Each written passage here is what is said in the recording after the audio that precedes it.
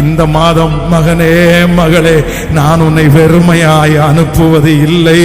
நீ இவ்வளவு நாட்கள் பிரயாசப்பட்டும் உன்னுடைய படகு வெறுமையாய் இருக்குமானால் இந்த மாதம் கர்த்தர் வாக்கு கொடுக்கிறார், உன் பிரயாசத்தினுடைய வெறுமையை மாற்றி உன்னை நிரம்பி வழிய பண்ணுவேன். கடந்த நாட்களிலே ஏற்பட்ட உபத்திரவம் உனக்கு வெறுமையை கொண்டு வருமே, ஆனால் கர்த்தர் சொல்லுகிறார், இந்த உபத்திரவ காலம் இந்த மாதத்தோடு முடிய போகிறது.